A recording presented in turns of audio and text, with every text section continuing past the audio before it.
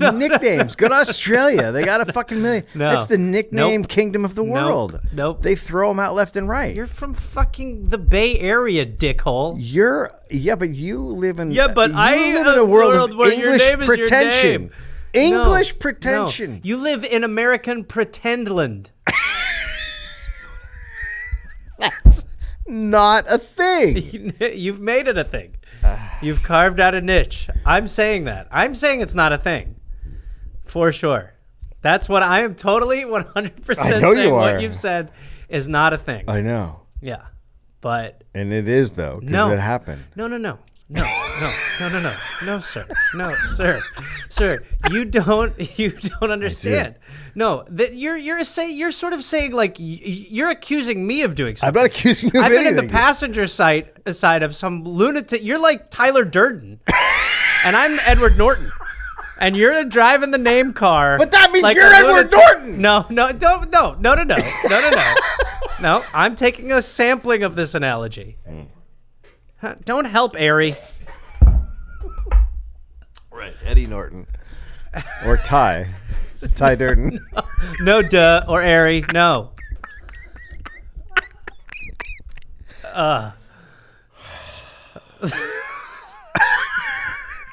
Absolute lunacy. It's just so great how much it makes you lose your mind. I mean, it was never a necessity. I feel like the the show never needed that. Oh, I think it did. No.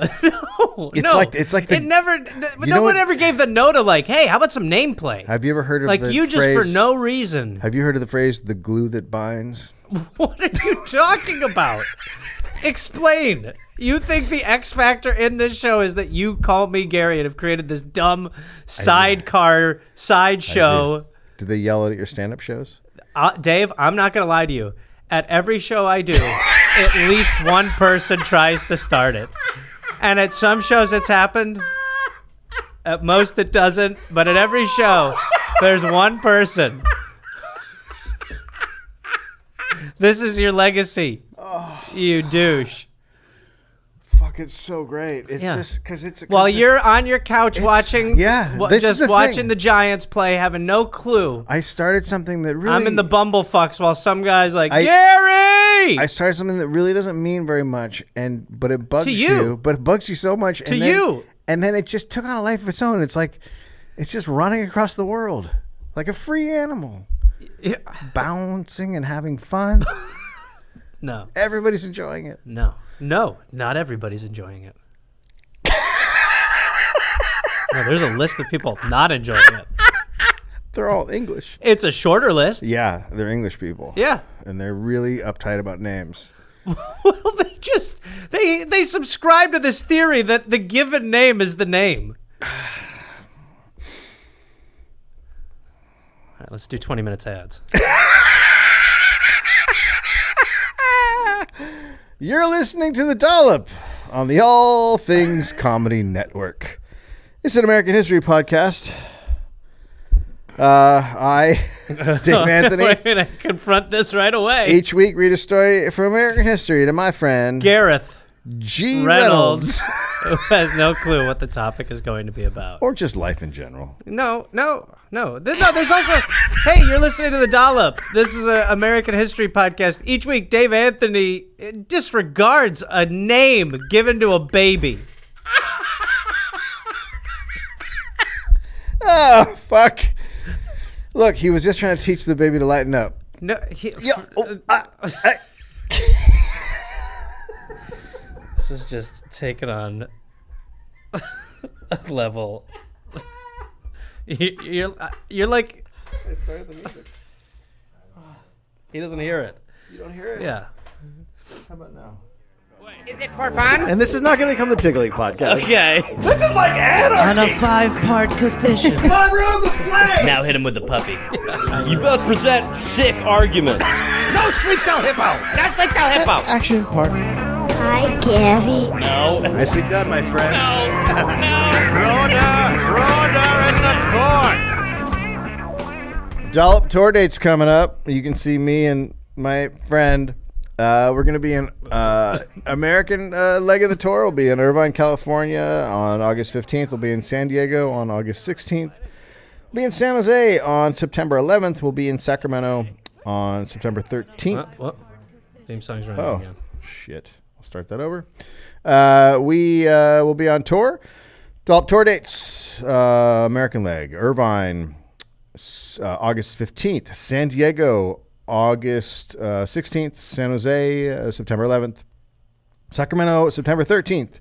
Boise, September 14th. Madison, October 18th. Milwaukee, October 20th. And then we head to Europa. And?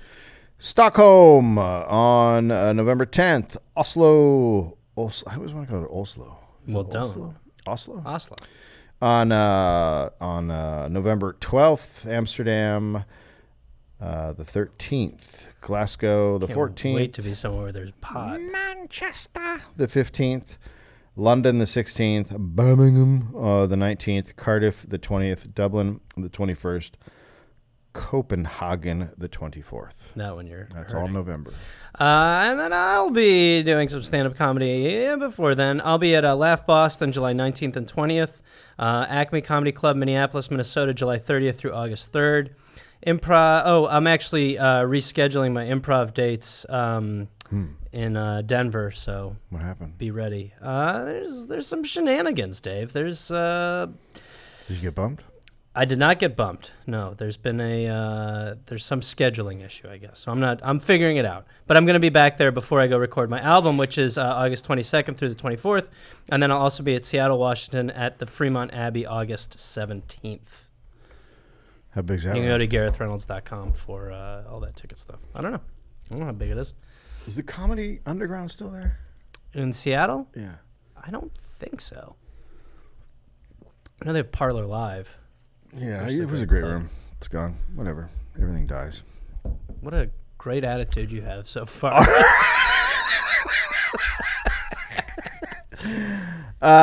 We, the Dollop, are brought to you by Quip. That's right. An electric toothbrush situation. That's what I'm going to call it. We both use the Quip. My whole family uses the Quip. Yeah. I'm a huge fan. It does it tells you when to turn when you're okay, quadrant done. Charges forever. Next quadrant. Yeah, the charge lasts forever. Stick it to a mirror. Stick it to a mirror, which is my favorite. There's watermelon flavored toothpaste. Whoa. They're going crazy over there. Keep going. Do you use that? I've tried it. Wild. Yeah, I bet. Yeah, they're having some fun over there. So yeah, they also have toothpaste. They have kids brushes, same as the original, just smaller. That's to what I go use. for your tiny mouth. Yeah, because you have a tiny mouth. It's small. Yeah, you got a little guy mouth. I had it medically shrunk.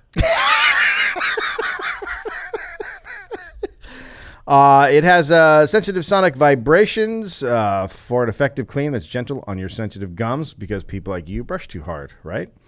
Screw you. Built into, you said you did. Screw you. Built-in 2-minute timer pulses, as I said, every 30 seconds. Reminds you to switch around. Multi-use cover. This is the thing you can stick.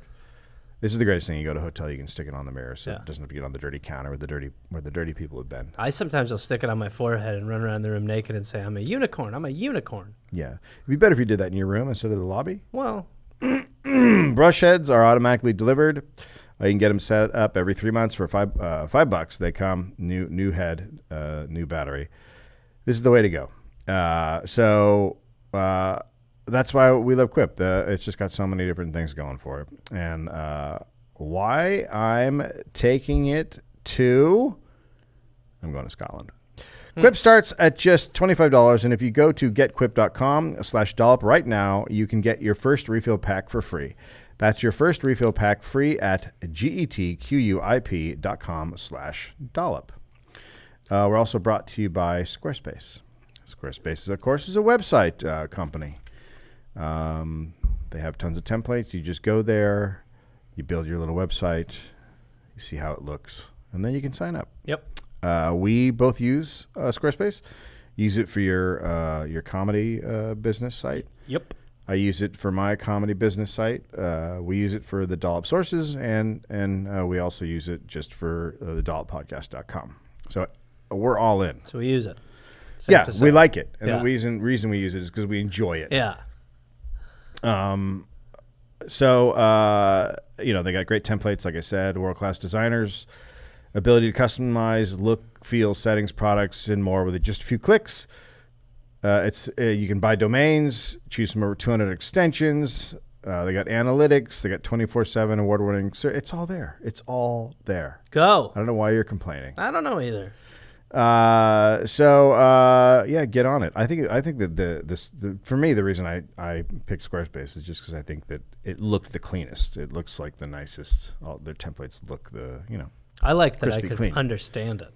Yeah, right. That helped. Because I've tried other things, and I'm not that bright when it comes to tech stuff. Always makes me very. It doesn't go well, me and tech. It's okay. It's upsetting, but with Squarespace, I've always had it easy. Aww.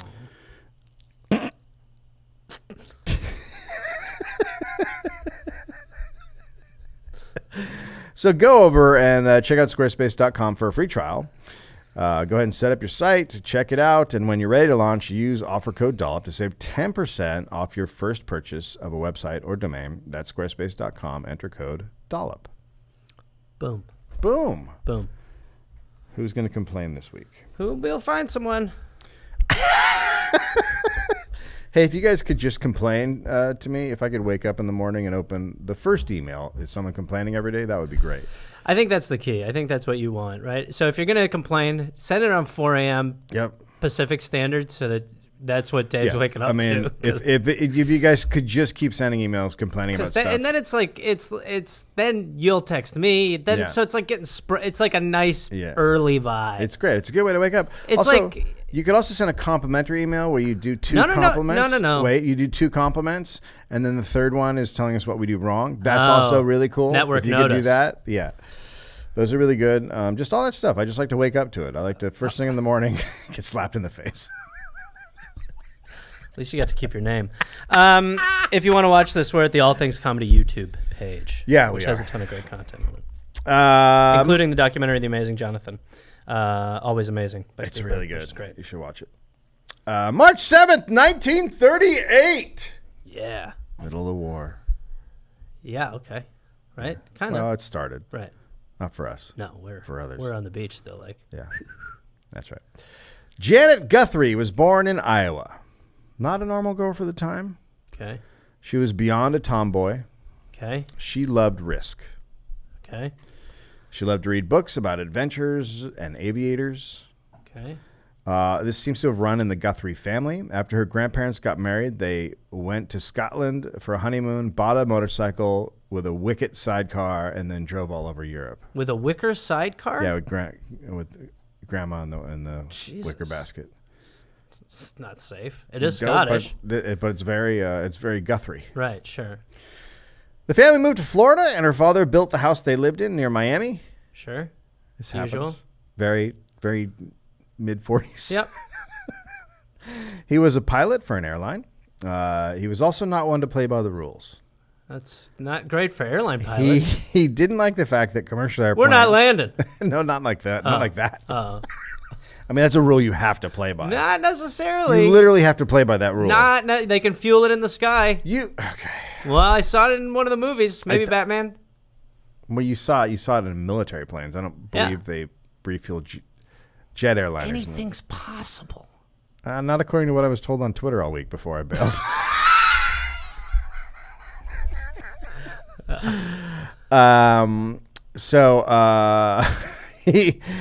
He didn't like the fact that commercial airplanes had to jump excess fuel after takeoff. Had to dump excess fuel? Yeah, so they would just fill it up and then be like, well, you got too much fuel. So they would take off and then dump it. Why? I couldn't figure it out. But it was just a giant waste of fuel and terrible Would they do it environment. before they would land? Well, it said takeoff. So, yeah, then there's no I mean, point. maybe the person got it wrong and maybe it was land. But either way. Yeah, still like bad. It's lazy. He had this weird feeling that it was bad for the environment. Right, okay. That was, right, okay. So he went to the press and told the press about it. Sure. Of course, big story. Then he was suspended by his airline. Sure. But all his fellow pilots rallied around him and he was reinstated. And then dumping jet fuel was slowly phased out. Okay. So he's one of those guys, a change maker. Sure. Not afraid to stand up and do his own thing. Sure. So when Janet was 12, her mom got tuberculosis and had to live in a sanitarium about 75 miles away. Perfect. Yeah. Perfect. So Janet's the oldest kid. Youngest kid's a toddler. So great. So this is great because her mother's far away, and now she has to become a mother at 12. That's right. That's perfect. Well, that's what you. It's ideal. It's ideal. It's how you want to start your childhood. Yeah. Yeah. So it's like a forced bar mitzvah. It's with no presents. With no and presents. Great responsibility. And nobody comes. Tons of responsibility. And there's no salmon or lox. Just 5 other kids. Just tons of kids that you've got to now take care of. You have to take care of and change diapers. Yeah. Yeah. So her dad is a pilot, so he like sometimes goes overnight. So she's in charge of the other kids. It's just perfect. And turn the heating off. You don't need that. Let's try this. She's cooking, she's sewing, she's cleaning the house. Ideal. Classic 12-year-old stuff. Perfect. What you want to be doing. Perfect. Yes, like a sitcom montage intro. Yeah. Yeah. That's right. So it took Mom about a year to recover, and then she came back. So she has a year of the best 12-year-old year ever. Great. When she's 13, she flew a plane for the first time. Perfect. Just normal. Like, this is what happens when you become a mother at 12. You can just start doing other stuff far too early. That's right. Astronaut at 18. Yeah. Yeah. President of the United States, 23. Doogie Howser. Yeah, the Doogie Howser of history. She read Charles Lindbergh's The Spirit of St. Louis and became obsessed with parachuting. So she wants to jump out of a plane with a parachute on. Her dad said no because, she's like 14, 15. Right. So when she was 16, she started jumping off the roof of their house all summer until he said yes. Jesus, yeah, that's the way to do it. Okay, yeah. Yeah, yes. It's safer than this. So he flew the plane. She jumped out. She made it. She survived. Okay. How, I'm sure you don't know the answer to this, but how she was jumping with someone else who had jumped before, right? I couldn't find that, she just talks about herself jumping. I couldn't find anything that she did it with anybody else. Yeah, I'm curious. Yeah, I mean. Because that's crazy. Yeah. I would certainly have buckled. I'd buckle at this age doing that. Oh, fuck yeah. Yeah. I would never. No. I don't think gravity's a toy. That's my. So Janet got her pilot's license when she was 17 years old. Okay, sure. But she could not become a working pilot in 1955 because commercial airlines were not hiring women pilots. I love that it's that they weren't hiring women, not that she was 17. Well, but when she turned 18, she couldn't get a job. Right, okay, yeah. But there's just no women. No, because it's a big called plane. The cockpit. Keep those dudes up front. It's like the locker room. Can't have a lady up there. She gonna want to talk about the stuff they talk about on The View and whatnot. Plus, I'm a pilot, so when I'm flying a long flight, I like to air up my balls. We like to be naked up there. Yeah, let the boys breathe. We're naked up there. It's called flying. We're drinking a couple hams with the pop tops. Maybe I get a hard on. Probably, maybe. Co-pilot's for. Maybe your blood's thinner. You get more hard-ons. So we're just a couple of guys sitting up in the old cock front or the cockpit. Yeah. Naked, having a couple hams with a couple hard-ons, listening to some Van Halen before Jimmy. they were invented. Hey, Jimmy, we're over like Denver. You want to give me a little hando? Hey, what do you say, huh? How about a Rocky Mountain handy? How about a mile high job? Anyway, no ladies. Hey. Who would want a lady in here? They'll distract us from drinking beer and jerking each other off up front. So she goes to the University of Michigan and gets a degree in physics. Okay. So she's a smarty. Yeah. And she got an engineering job at an aerospace company on Long Island and slowly rose up the ranks. Jesus. And then she bought a gray 1953 Jaguar coupe. Thank God. I wasn't sure if there was going to be a car or just an animal. And then she got into car racing. Okay. Interesting. And she spent nights working on the Jag. She put all her money into the car. Working on the Jag. That's right. Yeah. She put all her money into the car. She started racing in gymkhanas, which are just like a cone course set up in a parking lot. Okay. So, and then she started winning them. I guess they do like amateur parking lot races. Sure. And like a demolition derby sort of style. Yeah, except it's in the parking lot. Okay, you're sticking to that parking lot thing a lot. Of so a I'm Safeway. guessing this is in the parking It's like a Safeway parking lot. Gotcha. Okay, right, different. But she starts getting a rep as a great driver in these Jim Kern, whatever they're Jim Connor's parking lot races. All over the Northeast. So she won so much that other drivers started saying she had a supercharger in her car. Okay. Let me guess. These other drivers, men? Men. Men. No way a lady beats me unless she's got a fancy special car. She's a wizard in a man's outfit. Next, she started racing in hill climbs. Sure. So these are much more dangerous than a parking lot. A lot of drivers crash because there's turns and twists, so guys are going over the side and that kind of shit. So there's more of a course. And well, it's just like if you. This isn't at the Safeway still. It's not the Safeway. Thank God. It's not even a course. It's just up a hill, like a hill road. You know, Okay. so it's like Oh, all right. Okay. Right. You go up Angeles Crest. It's like that deal. Okay. Drivers crashed all the time, but Janet was very cool and calm. Quote, I found that I liked fast courses and fast turns. She rose up the ranks of amateur drivers. She was her own mechanic, and she rebuilt the Jag's engine in the back of her station wagon all by herself, just going by the shop manual. She put a Jaguar engine in a station wagon just with a manual, you're saying? Well, I didn't think she wanted to do it on the ground because I don't know how that works with building an engine, but you kind of have to suspend it when you build it, sure. Right? I'd imagine you can't just lay it on the ground. At some point, you're going to need it up. So, yeah, I think that was but she rebuilt it, or because she was driving around while she's off from racing, when she's wherever for the weekend, she can work on it. Right, okay. Because she's always working on everything when she's not racing or at her job. Okay. So she builds it in the back of a station. Okay. Yeah, she still has a job. Okay. She's working 9 to 5. And then at night she's working on the honeymoons as a drag mechanic. racer. No, night she's a mechanic. Weekend she's a racer. Weekend racer. Not a drag racer. She's a regular right. amateur racer. Jaguar racer. She's a jag racer. Jag racer. Mm-hmm. I didn't. So the shop manual, that's the crazy thing to me. She just built it by a shop manual. Yeah, she IKEA'd a motor. It's not normal. It was written in British because it's a Jag, so it had nonsense like extract the Mills pin and remove the driving dog. And drop that look. Hoity-toity. Hoity-toity. So her life in the early 60s is all racing. She was a natural. She's very competitive. Some men couldn't handle losing to a woman, if you can imagine. Really? In that day and age? Yeah. In 1966, she came in second and heard the winner telling the guy who came in third, quote, it's no disgrace to be beaten by her. Yeah. No, it is, God damn it. I have a cock! Yeah. It is shocking how much that changes everything. Yeah. It's like, I can handle losing to a man, but she's not a man. Not this. It's a problem. A woman racing was considered just a non-starter by a lot of male drivers.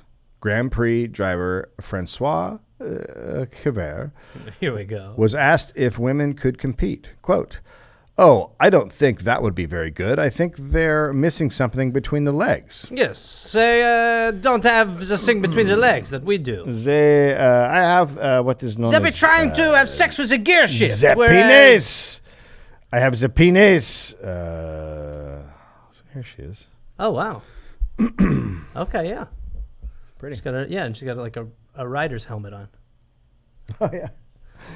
How could she drive, huh? No. What is she going? She's going to get distracted, thinking of recipes. Oh, she won't be able to focus. That's the Jag. Wow. So that's pretty cool, right? Yeah. Yeah, that's a cool fucking car. Looks like she's driving a Pinewood Derby car.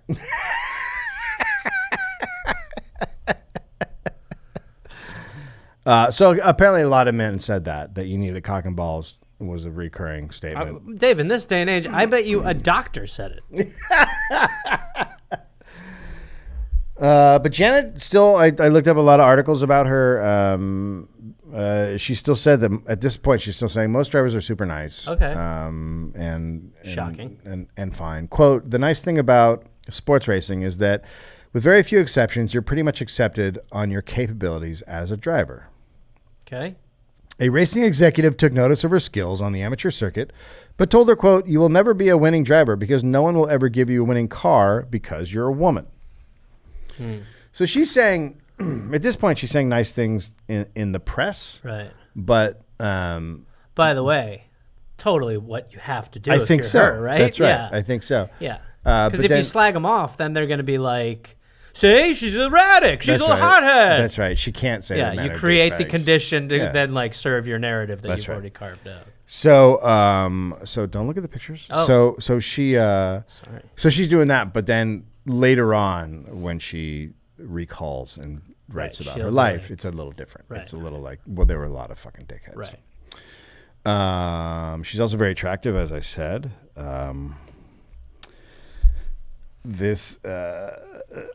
So a lot of men didn't know what to do with her because she's like, that's a hot picture right there. She didn't seem to fit into the lives of men she dated. Right. She worked 9 to 5, like I said, work on the car at night, race on weekends. So there's not a lot of time for a dude in there. Yeah. Her parents didn't By understand. the way, I mean, any dude in that era is going to be like, well, "Honey, you sure you want to use that wrench?" And she's like, "Yeah, dumb no, shit. I want to use this wrench. Well, because maybe Yeah, me and Tom should take a look yeah, at I it. actually want it to work, so I'm going to use that wrench. Yeah. All right. Well, let me know if you need to tag out and get a I guy don't. under there for a minute. No, I don't Get at a all. second set of regular eyes If on I it. need- if not I your need- little lady eye, because I think is it true only one eye works in a lady? No, They both are working? Because right now I'm looking at a fucking idiot. Yeah, but you would be able to do that with just the one, because it's like pirate eye. Anyway, well, let me know if you need help or anything, Don't. or if you want to No help. see my. No. Okay, I all don't. right. Well, This was a terrible conversation. do you? Trying to think what else I can do because I need. Go away? Well, let me make the decision to do that. Okay. I'm gonna leave. Oh Yeah, no. I know you want me to hang out and I help, was really but hoping- I'm gonna. Really hoping you would hang on. Do you need me to hang out? No. Oh yeah. All right. I'm out of here then. Okay. All right. What'd you say? Nothing. Oh, I thought you said come in, back did in, not. and help you with the. I did not. All right. See you later. Absolutely did not. Sorry, I got to leave through this door. She did seem to date a lot of drivers, which would make sense. That's, Sure. the only people that she's really seeing other than people at work. Her parents don't understand why she's racing. Her brothers and sisters are all working great jobs now, and they've got advanced degrees. It was simple to Janet, quote, "Being a race car driver is what I am." Janet was eventually laid off by the aerospace company because she couldn't fully commit to the job, and she got a job at a smaller aerospace company. In 1966, Janet was invited to drive in the Daytona Continental 24. More and more people were noticing her. Then the small company she worked for failed. And at 29, she had to make a choice. Go get her master's in physics and keep going in aerospace, or go for broke and get into racing completely. Literally Just the fucking same dive decision in. I had to make at 29. Right. As a stand-up, I did the same thing. No, I mean with the exact same jobs. Oh, I just had want to to end decide that. if I needed to be a race car driver, Yeah. if I wanted to get my physics degree. I just want to end the podcast right now.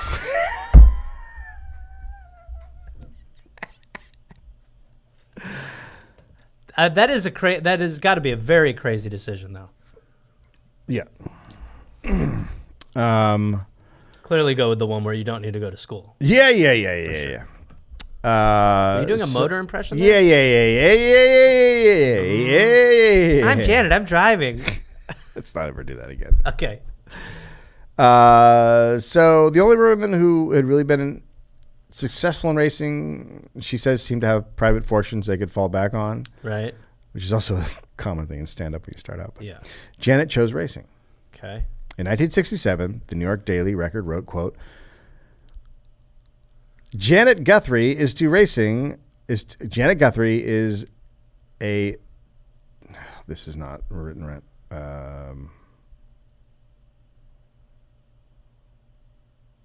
Janet Guthrie is to a racing driver. Fuck. What's the time? What time are we at right now? So I can. 29:34. Okay. God damn it. Janet Guthrie is a racing driver, plane pilot, sky jumper, and guess what? A physicist working on rocket systems for a living. Tall and slender. She has hazel eyes, Here we go. light brown hair, and a faint dusting of freckles. Literally. So pervy. Literally every article I read. Into the 70s. Everyone starts with what she is and then goes into what she looks like. Well, that's a minor win, that they're starting with the substance. But you can also describe how someone looks without being so creepy. Oh, yeah. A dusting of freckles. Dude, chill out. Just say, you don't even need to say she has freckles. A dusting of freckles. Her hair like angel's whispers. Her clothing smells of ocean breeze. Sweet, sweet Janet. One can only imagine her toes taste of coconut oil. Honey, I'm reading the paper. I'm gonna go. I'm gonna go in the shower for a little bit. You're gonna read the paper in the shower? Yeah. Okay. Bye. So Janet and It says in the paper to go to the shower. Go to your shower. Go to your shower. I gotta go to my shower. There's a dusting of freckles happening. So she also was. She started every year racing in this the Sebring 12-hour race. I think it's in Florida, and she teamed up with other women because it's a 12-hour race. So Right. That absolutely gorgeous woman is from Denmark or something. But she's over here racing. Okay, so they're three of them would team up. Yeah, and then they do the 12-hour race together. Okay. Right. They still do shit like that now, kind of. Yeah. Paul Hawkins, an Australian racer, was not happy. Quote, "Those bloody birds don't belong on a race course. They belong either in the kitchen or in the bedroom. No one wants to see some granny driving a school bus out there. Keep the bloody birds off the course." There's so many flags to throw on what he just said. What?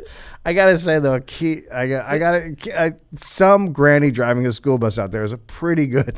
But wait, but read that part again. That's the part that I'm like. No one wants to see some granny driving a school bus out there. So he's just saying racers get mad when people drive slow, right? And so he's saying they were driving too slow, right? Okay, right. He blamed them for causing him to crash the year before, but photographers had absolved them. Right. Shocking. Yeah.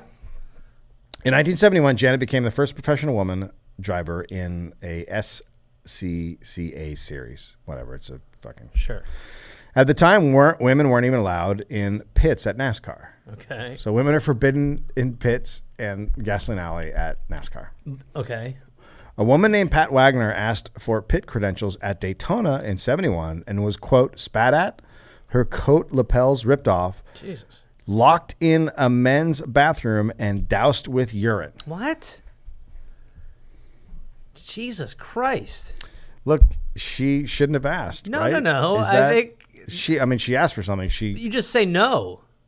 Oh. Yeah, you don't need to lock her into a john and piss on her. Oh, fuck. Because we have a whole kit over here for when a woman asks for... we should not use that. Yeah, there's a kit. There's a thing to rip off stuff off her coat. No. There's a jar of spit and there's a jar of urine. You're supposed to drink the jar of spit and then spit it on her. Drink the jar of spit? Yeah, in case you don't have enough ready. And then the urine's just always there. It's just in case a woman wants credentials. It's old piss? Yeah. It's classic Kentucky piss. More downside, yeah. Yeah. Oh, it's Kentucky. Yeah, it's Got it's the aged. kind of golden moonshine Yeah, vibe. it's nice. Right. Aged in oak barrels. Nice. Right. This is where we store the piss for throwing. So another woman sued to get into the Indy 500 pit, and a judge ordered women be allowed in. Okay. Fans in the stands booed the first women who went into the pit. I'm shocked. So they open it up and basically it's press. Right. Press goes in. Driver, and the thing is, fans have always been on the right side of history. Yeah. Always. Yeah. Driver Cale Yarborough said, quote, "I hope somebody runs over one of them with one of those tractors." What the fuck? Driver AJ Foyt, quote, "Decent women know their place." Oh my God. A seething guard at the gate said to a reporter, quote, "Pigs, that's what they are, pigs." Just crazy. They just want to go into the pit. It is just... What in the fuck is happening? I mean, that's just... They just... And also, I mean, obviously you know the answer to this, but it's like, just beat them. Just mop the floor with them. Then you can be like, that's useless. Then instead of being like before anything really happens. Even other women were against the intrusion. The wife of a car owner said angrily, quote, "There are just certain places where women don't fit." Mm-hmm. So now once that... Like being asked their opinion on women. That's right. Yeah. So it was over everywhere. Once the Indy pit was open, it was all pits. Right. The Austin American paper, quote, "Women's lib has struck again. NASCAR's no women in the pits and Garage's rule is no more. A lady named Dusty Brandell was in the pits at Ontario for the Miller 500. Like, that's news. Mm-hmm. That's news. Mm-hmm. Yeah, a woman was there. In 1973, Jane won her class in the North American Road Racing Championships. She was getting help from Toyota, so that's I think I showed that earlier. But Toyota's like giving her a little bit of help. Her name's Janet, cars. right? Yeah. Okay. But I think it's like local Toyota sort of dealerships that are doing it. Okay. But she's mostly doing it all on her own. She's basically paying for it all on her own still. So it's wearing her down. It's, like we said, you think of her schedule. So now we're fucking years into it. Yeah. She bought a Toyota Celica and built it up from scratch, then crashed it. At 36, she was living in a tiny apartment with no savings. She was single. She had no problem meeting men. Several had proposed, but Janet told them all they had to do was agree that she could keep racing, and none of them did. Wow. Late in 1973, a man named Rolla Volstead was looking for a female driver for the Indianapolis 500. Okay. So Roland is here, and Roland is he's a good guy. In 1973, it was the war with Billie Jean King. Beat Bobby Riggs in a tennis match. Remember that? It was a big asshole festival. The first female jockey won a stakes race. And Volstead thought using a female driver would make a big splash. He's a low-budget independent team owner, so he has to take chances to win. Okay. He had a lumber business, and he just loved racing, so he's pouring it all into racing. He called the SCCA, and Janet's name was at the top of the list as far as female drivers go. Many men in racing would publicly say a woman could not race. TV commentators said a woman couldn't last a 500-mile race. Others said women were a danger because they would faint at fast speeds. That's true. Well, no, we're having fun, but we've seen. I mean, I take flights a lot. I mean, we both fly a lot. Like, you know what it's like. Yeah. The second you get up there, it's just like a woman genocide. I mean, it's just limp bodies all over the place. Anytime I'm on a plane, like half the women faint. Well, that's why all the flight attendants are male. Yeah, that's right. Yeah, because if they go fast, they're out. Well, they can't do the food and beverage. That's right. They're just they're laying on the floor like rags. Yeah, dropped on the floor. Yeah, like just.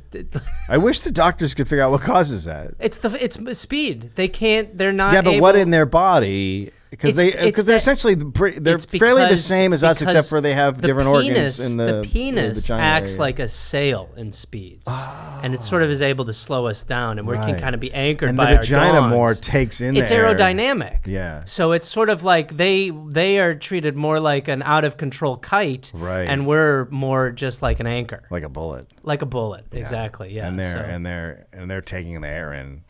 Yeah, I mean, don't get too super fixated on that part of it. The hoo hole, which is right. I'm just saying. Well, I think we can keep it above belt a little bit, but let's just say it's different strokes for different folks. Right. Yeah. So their cookies just getting air blasted and they pass out. Can we pause the podcast and can I talk to you outside for 5 minutes? Just 5.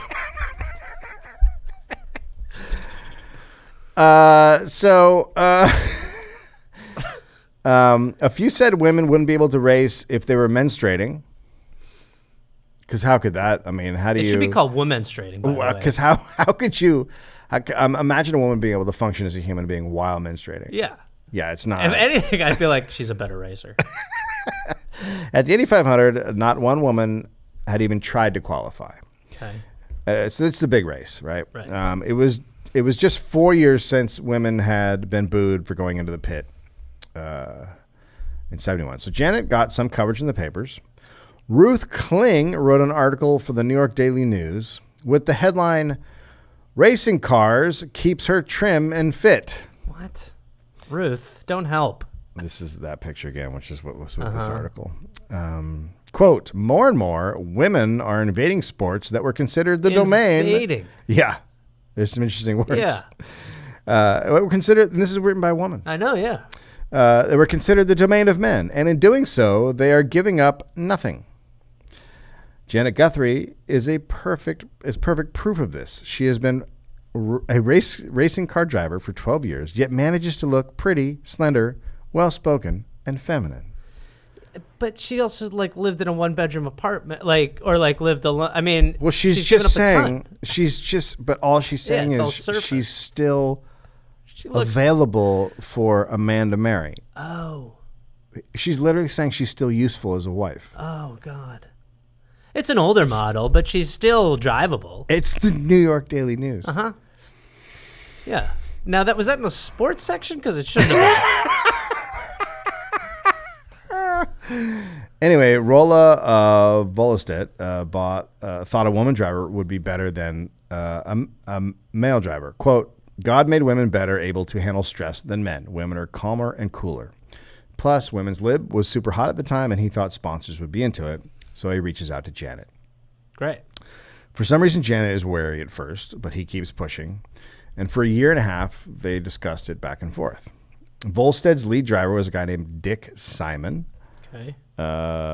Dick is...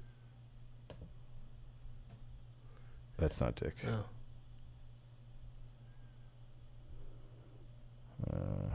I guess I don't have a Dick. I mean, I have a Dick. Hey, Aaron! I have a Aaron, Dick. we've got my ringtone. I have a Dick. So if we can do me a favor after the show, just highlight that, and then let's just take that I have a Dick. little section. No, Dave, we've got what we need. I have we a got, Dick. Dave, we got what we came here for. So if you can just I can fly in a plane. Highlight that, and then I just want to make that a ringtone, and a ringtone available for everybody on the intranets. So during one race, Dick's cockpit caught on fire. Dave, I'm trying. I know. Stop. And it burned the skin off his leg down to the bone. Ah. His crew told him to get out and not finish the race. Yes. Quote, "I was running well, and there was no way I was going to get out of that car." What? And he went back out, and he won the race. What? And then he came into the pit and passed out. Oh, my God. Later, racing officials told him to go see a psychiatrist. Yes. So racers are a different type of human. Yes. Yeah. They're Terminators? Well, I mean, they're just, I mean, you're literally putting your life on the line to win a race. Like it's crazy. a different kind Very of person. dangerous. So that's the type of guy he is, right? Sure. Old school, tough guy. The kind of guy who's, you can see his femur and he'll finish. That's right. Right. So Jenna was the only woman with the Indy 500 as a goal. Another woman, Arlene Hiss, was also shooting for the Indy 500. Now, I couldn't find any record of it, but oh boy, Janet said basically said everyone who, she made it sound like everyone who was not in her place was wealthy. So the other women who were racing were able to do it at a more casual, easy, yes, right. Not have a job and blah. I couldn't find any indication that was true, but I will give her the benefit of the doubt. Okay. So Arlene Hiss, she's trying to get into the Indy 500, and when people heard she was going to enter, they were not happy. From a letter in the National Speed Sports News, quote, "I hope that all he-men would boycott the race if Miss Hiss is allowed to drive.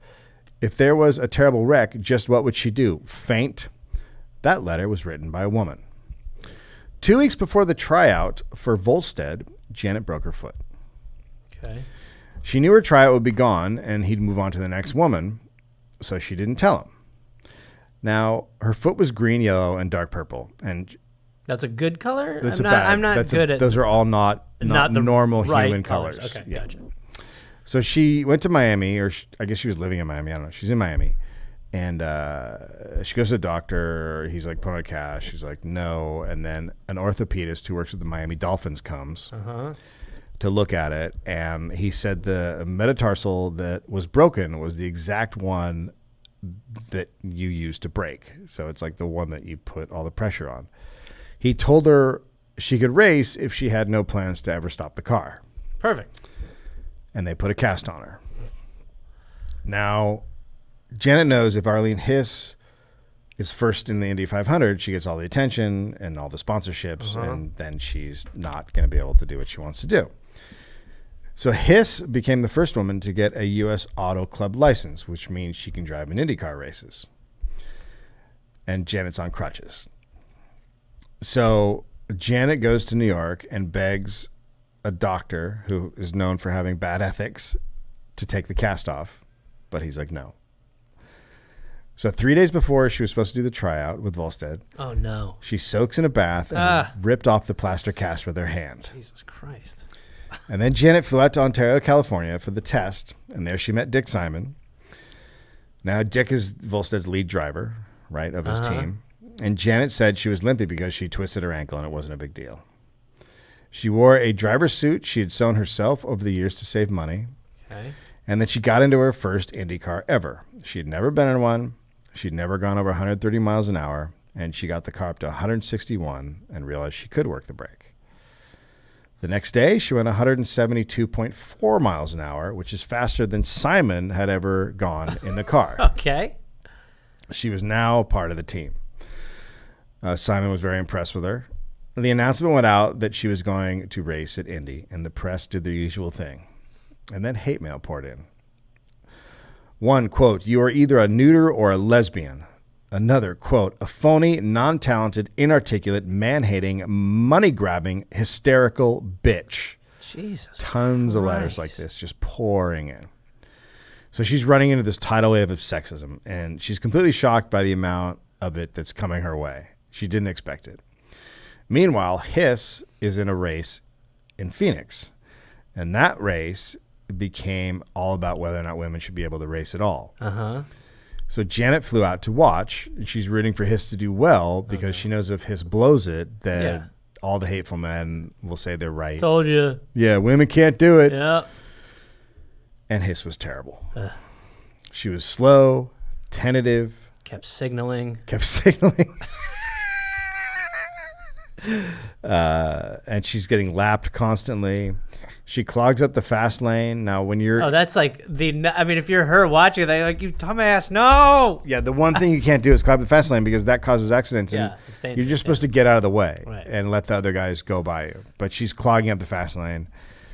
It looks like she's forgotten how to race. Okay. Like, it's just crazy. And then finally a race official waves the black flag at her for breaking the track rules and takes her out of the race. Oh, shit. So it didn't go great. She was lapped 22 times. And that's a lot. Last place, total disaster. Couldn't have gone worse. The male racers just fucking go off. One said Hiss would kill someone if they didn't take away her racing license. Bobby Unser said, quote, it is a sad day when some woman gets in a car and pokes around the track slower than anybody else, and then all the riders and television cameras crowd around and ignore the professionals. He said he spent years learning and coming up the ranks, but these women were doing it differently. Quote, now here come these women with these dinky little experiences in dinky little cars with little horsepower. So what he's saying is, well, not true for anyone. Not true at all. For Hiss or Janet. Hiss is less prepared to do this, and this just opens the door to now crazy theories and shit. Well, makes Janet... Is Hiss less prepared? After the race, Hiss told Janet that one of her crew members told her to go as slow as she wanted and to stay in the fast lane and not get out. Well, that's good. So even her own crew are trying to undermine her. Just sabotage. They sabotaged her. So Janet faced the press and said male rookie drivers who had bad races didn't get these kind of attacks. Right.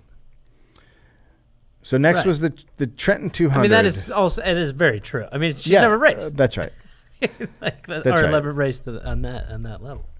So the Trenton 200 was going to be Janet's first race. Okay. And that's like a month before the Indy 500. Hiss was supposed to be there, but a group of male drivers were organizing to stop her. They told the USAC that they would boycott the race if Hiss raced, and she was forced to drop out. The USAC didn't want a woman in it? That's right.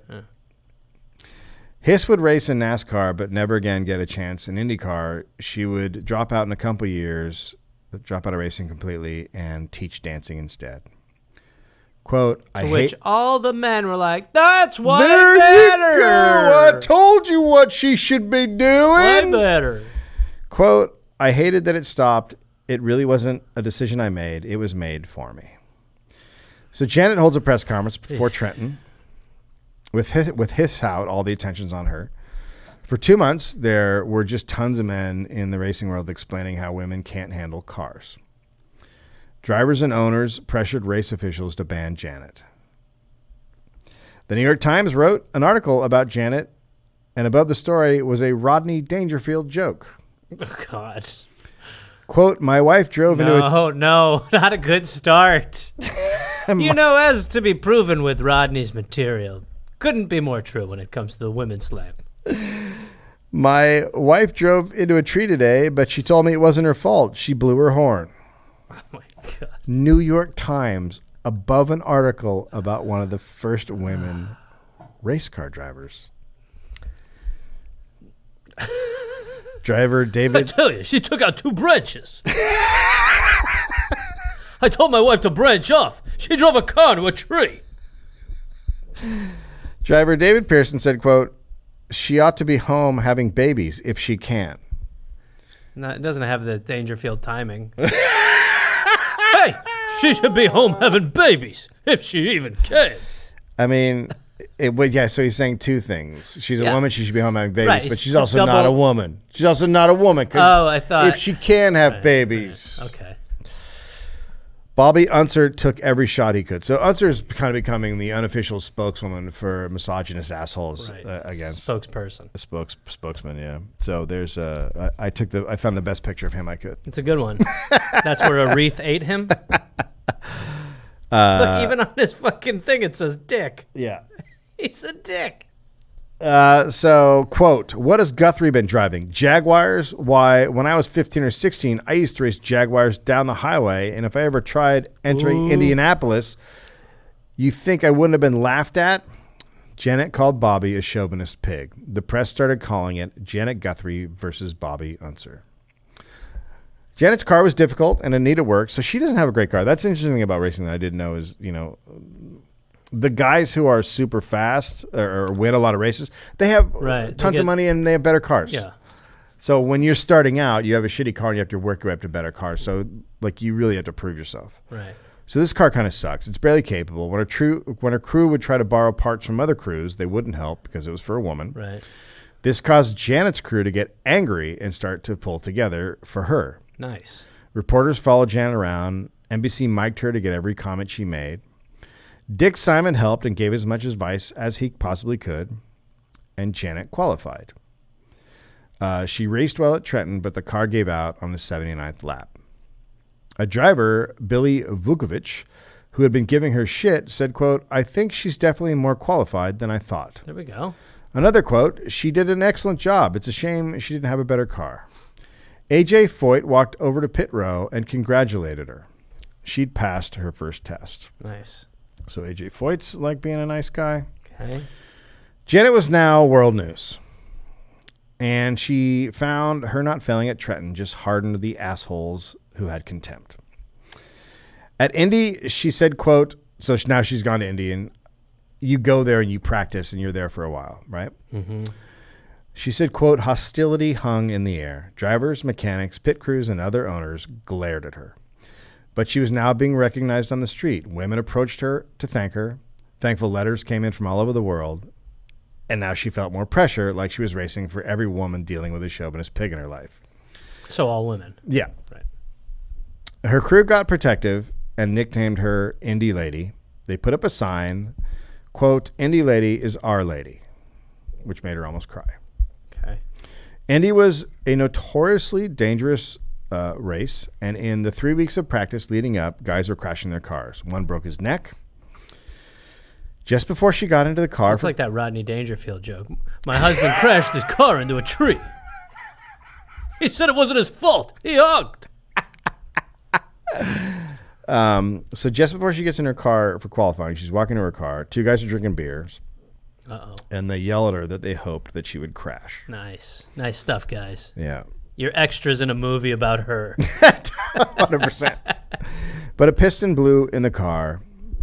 The Chicago Tribune mocked her, quote, she'll have the car up to qualifying speeds by 1982. Wow. No, Slam! Droll. A new engine was put in the car, but the car still sucked. Mario Andretti told Janet he felt sorry for her because of the shit car. But she wasn't able to get upset with Volstead because he had her back under what Simon described as, quote, appalling pressure. So the owner doesn't have money, but he's still, there for her as much as he can be. The car was just not going to cut it. It was looking like Janet was not going to race in the Indy 500. Then national champion, known hard man, tough cowboy, A.J. Foyt, offered her his backup car. His crew told Janet they didn't want her in the car. So she goes over to look at the car, and the crew's like, we don't want you driving this fucking car. Okay. And she told them she'd never destroyed a car, and she wasn't going to start now. So she tests it, and she gets up to 180 miles an hour. But after she drove it, they bring it in, and then Foyt goes in to meet with his team and his people, and hours go by, and then he takes back the offer. So with no explanation, he said she did a terrific job in the test, but her Indy run was over.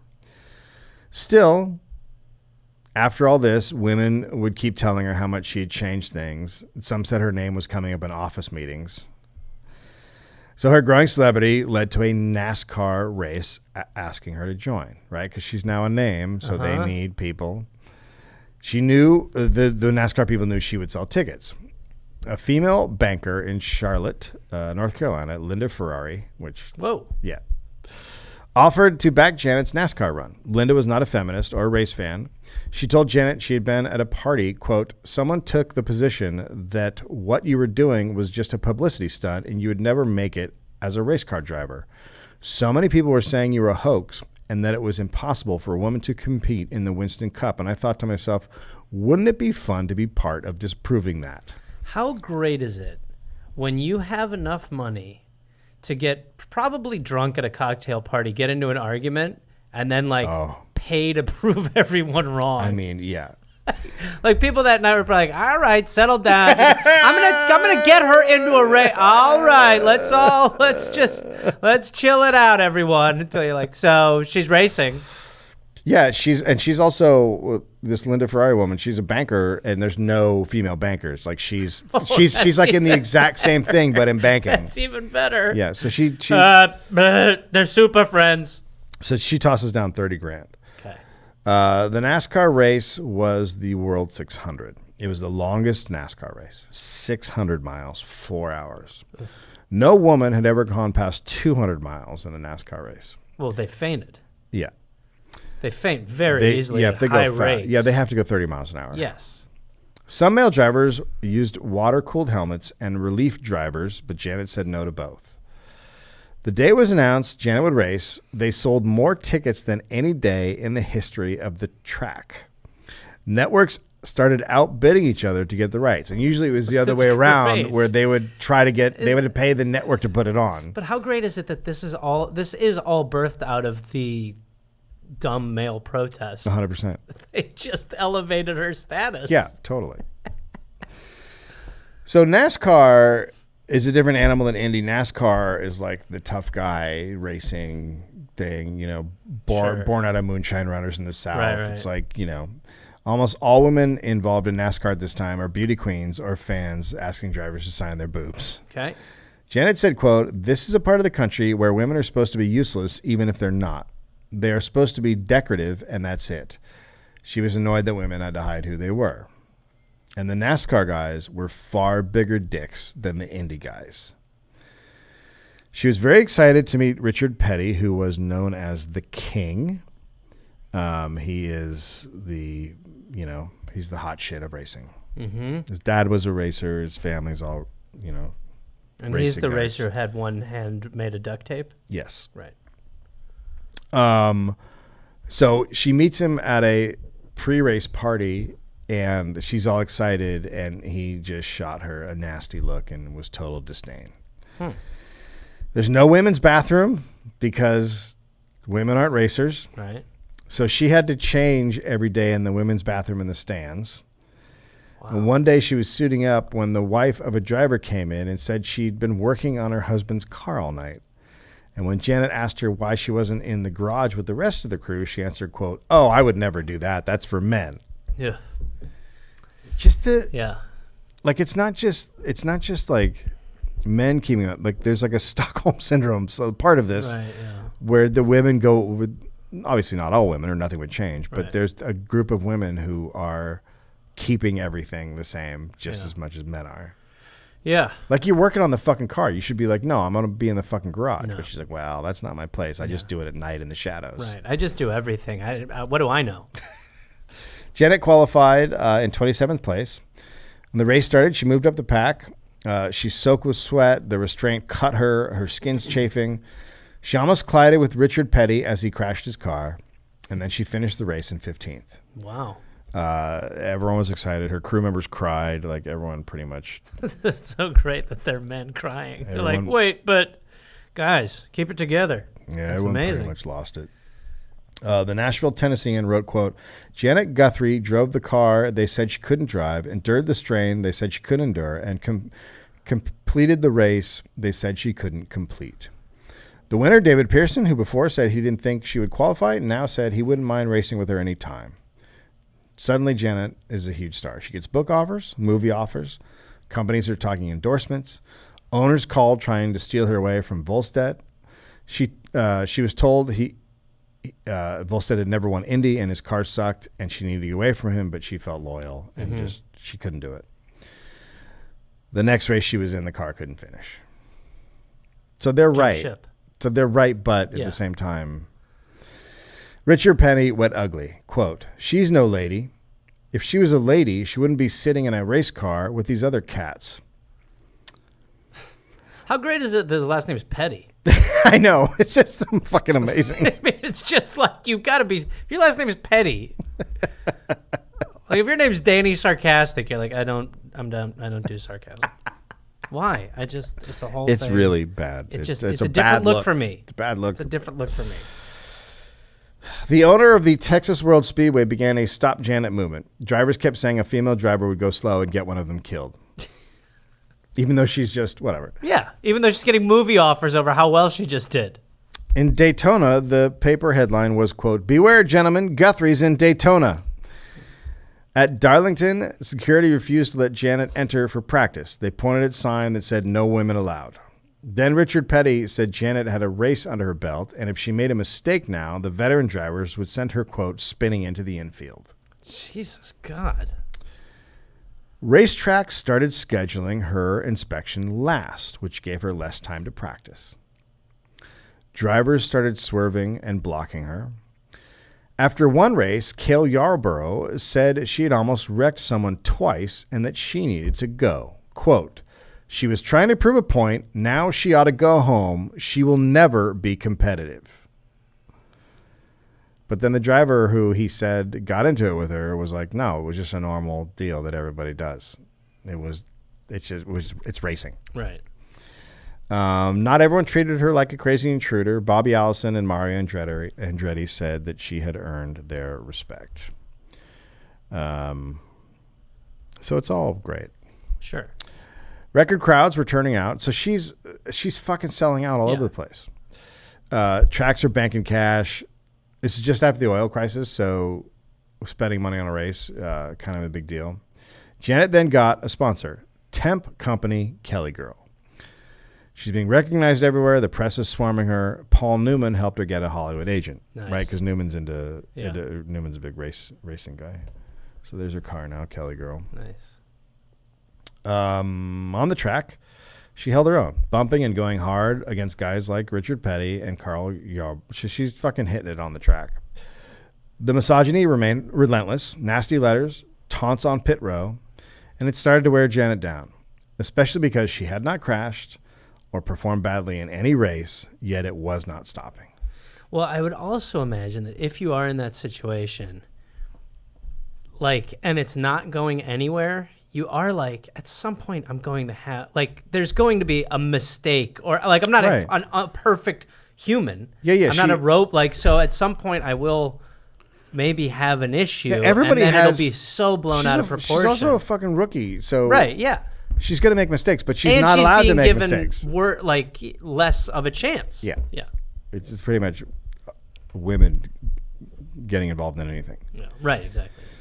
Especially, right, so she hasn't crashed. It's not stopping. She keeps thinking she's proved herself already. Yeah. And that it would, and then she'd wake up and there'd be another newspaper attacking her. She's like, what do I have to do? Yeah. Individually, drivers would be kind, but then a week later would totally ignore her. She told the press, quote, "They're emotionally threatened. I can't wait to blow their doors off the track." Nice. Volstead bought her a new Indy car, a Lightning.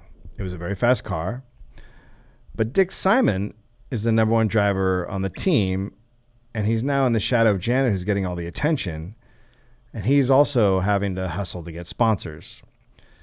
He landed land headpieces for men and was forced to wear a toupee as part of the sponsor deal. Oh my God, what? I've never heard of anything like that. And he wears a helmet anyway. No, under the helmet, they'd really like you to wear this. I know, you know, when he doesn't have the helmet on, he's going to walk around with a toupee. He has to.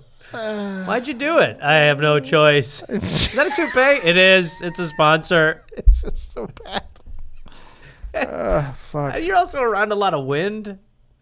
It's probably just like, it's not, I mean, I don't care, but it's weird. It's really a weird ask. Oh, God. So we got an ED sponsor. I'm not. No. Come on. We got a condom sponsor. Well, I'm not walking around with a. You are. What? And there's going to be one on the antenna. Well, that means the toupee people are out at least, right? We're also putting an antenna on the car. It's a big condom, the one for your car. It's like 6 feet. That's going to be hard to drive through. It might slow you down. It will slow me down. But it's a good sponsor. Okay. Big hearts. Great. Good stuff. Suppository cars here. So this Lightning, this new car, is better than Dick Simon's car. Well, it's certainly better than Dick Simon's deal. And yes, and Simon, he's the lead driver, so he's supposed to get all the best shit. So he doesn't like that she has this new car. And that he has to wear a toupee. And he also keeps blowing up engines, and he has to wear a toupee. So at some point, Volstead can't afford a new engine. So being the lead driver, he gets Janet's engine. Okay. So now she has a car with no engine. Perfect. More fair equality. And she has to pull out of a race. In May, Simon said in an interview with the Chicago Tribune, quote, "If I had the same ride as Guthrie, I guarantee you I'd win the race. In my opinion, she's driving the number one car at the Speedway." Switch then. And he said she didn't have the experience to win the 500 and that he didn't have a car he could win with. So Simon and Janet's friendship is over. Right. She started in the third row at Indy after getting the Lightning up to 188 miles per hour in qualifying.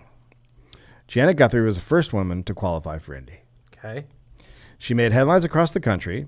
Jane Pauley of the Today Show interviewed her and asked, quote, "Will you put on makeup for the race?" No. What? No. Jane Pauley. No. Will you put on makeup for the race? No. What all women are wanting to know. God, our fucking press. A lot. It'll never change. It'll never fucking change. I mean, unless we are able to just. It's just relentless. Yeah. A lot of male drivers couldn't take it. AJ Foyt, who had almost given her his other car, now that she's qualified. So he clearly assumed she would never fucking qualify. That actually was what I was just thinking, is that in reality, there were not two camps of people who were against her and people who wanted to give her a shot. There were two camps. people who are against her and people who didn't want to publicly be against her and wait for her to hang herself, and then she'll go away. Yeah, so he must have let her drive the car, because remember, he took it back after she tested. Yeah. So what happened was she went out and tested and did well. Yeah, and he then was he's like, oh, fuck. no, you're a threat. Right. Yeah.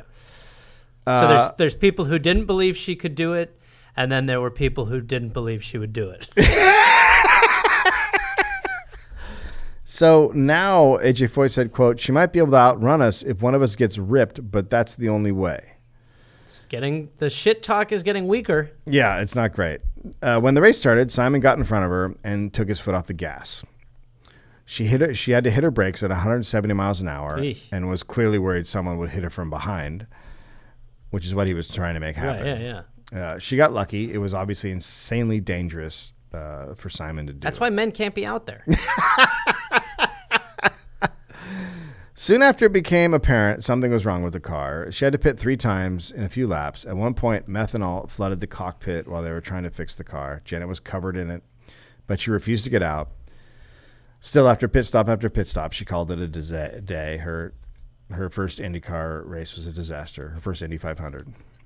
But she had qualified and thought that would put all the arguments to rest. Of course. Qualifying is a big deal. And I'm sure it did. Janet went back to NASCAR while waiting for Indy racing to start up again. At Daytona, she was named the top rookie. She made 10 top 10 NASCAR finishes that year, but still no sponsor for Indy. She personally started cold calling major corporation executives. Nothing. Hundreds. No one would say why they weren't sponsoring her, just that it wasn't that she was a woman. Of course not. Meanwhile, guys that weren't as close to as good as her were getting sponsors. It's not that she was a woman. It's that she's not a man. It's a difference. It's nuanced. She got a marketing exec to help her. He called Trader Vic's to pitch her. Okay. Got on a speakerphone call. Quote, I laid it out to a big group of them, and then they all started laughing like hell and hung up on me. My God. Everyone was passing. So she's selling out tracks. Yeah. She's making everybody money. She is totally unique. Right. No one in the country will sponsor her. Right. She had hundreds of rejections. Meanwhile, Ladies' Home Journal named her Sportswoman of the Year. She was attending tons of galas and ceremonies and getting lauded. Tons of press. Everyone loves her. But no money, no sponsor. Crazy. And she couldn't race at Indy without a sponsor. Volstead had to sell the Lightning because he was running out of money. And then Janet went on Good Morning America and laid out her case. What kind of makeup are you going to be wearing when you lay out your case? She had performed well as a race car driver for 2 years. The stands were sold out because of her. She was Rookie of the Year at Daytona, but she could not get a sponsor. After her appearance, Texaco called and offered her $100K, which is just 5% of what top Indy teams got, but she can be in the race. Mm-hmm. She qualified at 15th. Once the race was underway, she got comfortable and started passing cars. She passed Dick Simon and moved up to 11th, and Janet ended up finishing 9th. Newspapers around the country noted she finished ahead of racers like Mario Andretti, Johnny Parsons, and Rick Mears. Janet Guthrie had proved she belonged. After that 1978 showing, she assumed her career was just kicking off, but Texaco moved on, and she was back to cold calling for sponsors. Amazingly, some of the biggest douchebags were now saying nice things. Richard Petty, quote, she come in just as herself and done a decent job. She come in the hard way because no one really welcomed her. You have to admire her for that. You, dickhole. Even Bobby Unser, quote, I got to admit I have my doubts about her, but she's proven her point. She can compete. But why were they saying this? Because she wasn't competing. Right. Because no one would give her money. Right. 2 years went by, and she was only able to race in 7 races. Wow. So a female reporter from the New York Times sought her out because Janet had all but disappeared. Janet, quote, what I am made to do is drive cars. I deeply regret that I don't have the opportunity to do so. You tell me why. It was pretty clear the people who ran the sport no longer wanted her involved.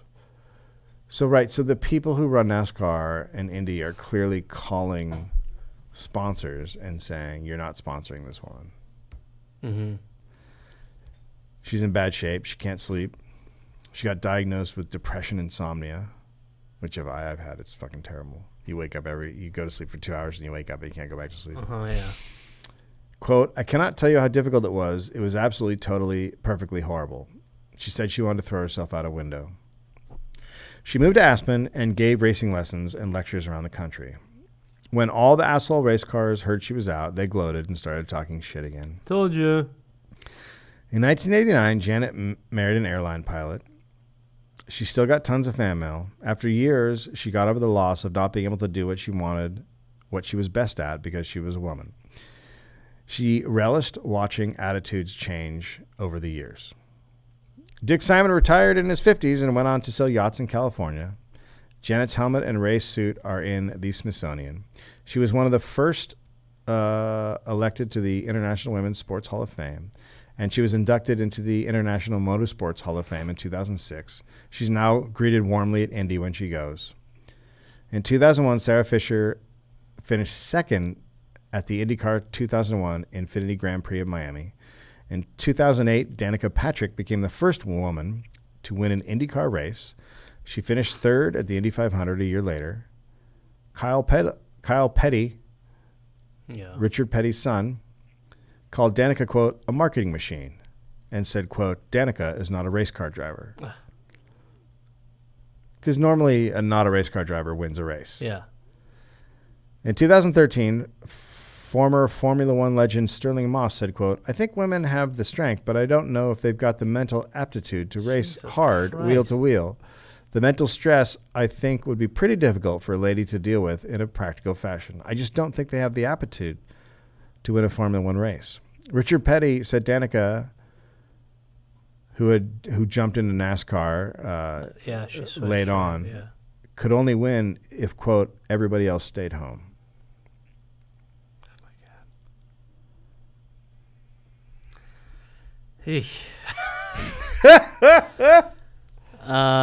It's interesting reading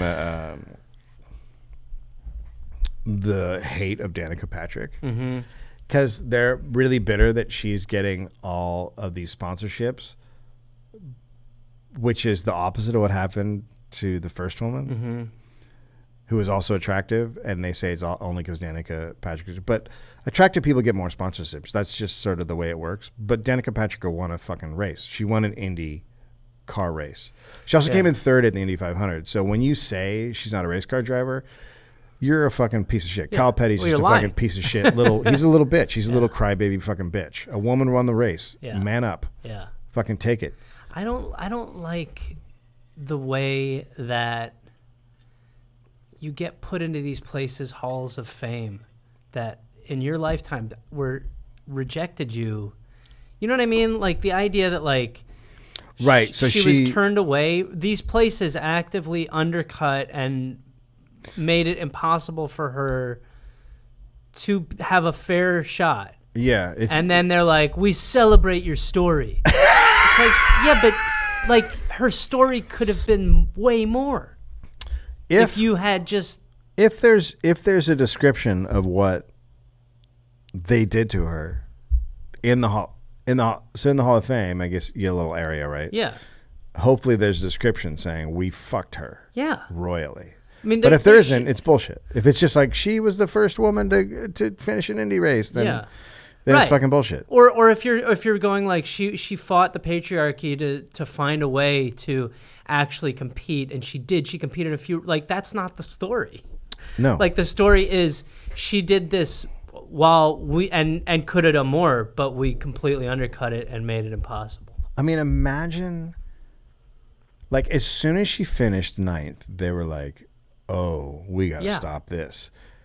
And they went out and who knows what they did as sponsors, but completely hosed her.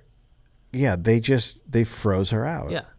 And it's just fucking amazing that they were so fucking scared that a woman would win, that's what they did. Yeah. Because that's all it is. Yeah. They were terrified that a woman would win a race and they would all look like, what, fucking girly men? I don't know what the fucking... Well, I think you would also be... deep down, the fear is that it's just more competition for your spot. Yeah, probably. So you're anything women, that's different. If women can get into racing, then what if 25% of the sport all of a sudden becomes women? I was just thinking, and you're a middle road driver. While I was reading about this, I was thinking it's no different than when there were no African Americans allowed to play baseball. Well, the best players were in the Negro League.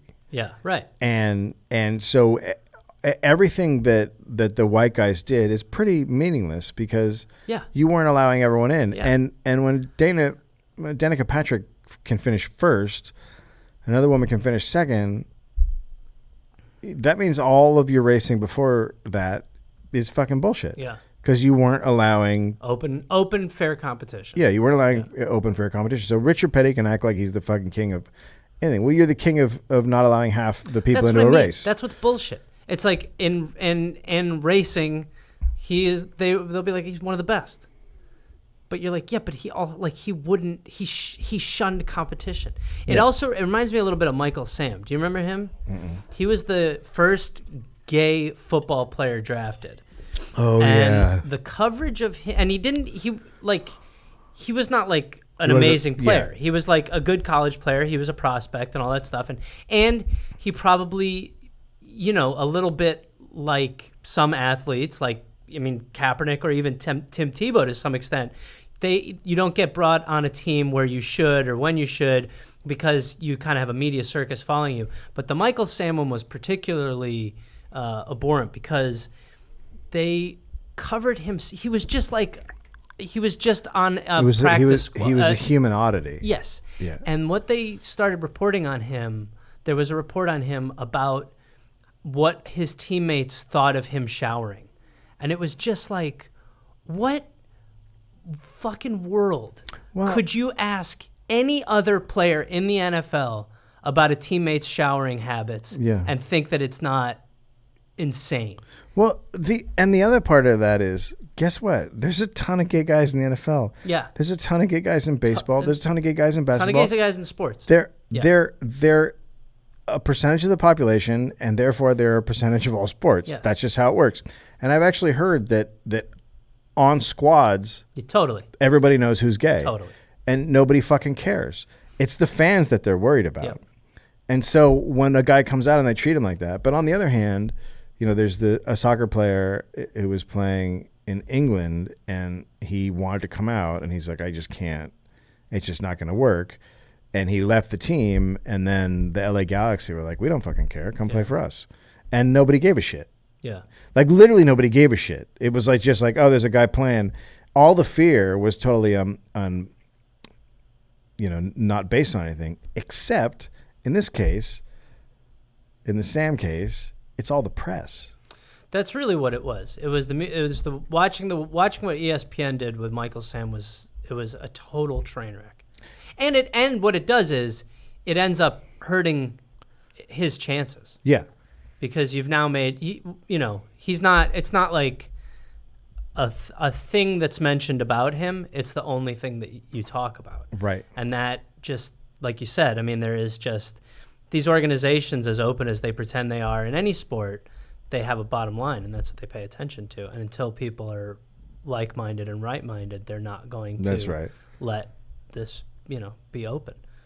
So there's just too many meatheads that watch sports that. Well, and there's just you need like what she needs, what she needed, what any of these people need is they need other brave people who have a voice and a platform to be like, this is a person. That's how I view this person. Well, there were like Mario Andretti and other guys who stood up and said like, no, she fucking belongs here. Right. She's fucking. But doing there were more people who were like, she can't. And then there are the middle people. There were the people that were nice to her in private and then assholes to her in public, and those are the worst. Yeah, you're in the way. Those are the fucking worst because those are the people who are driving slow in the fast lane.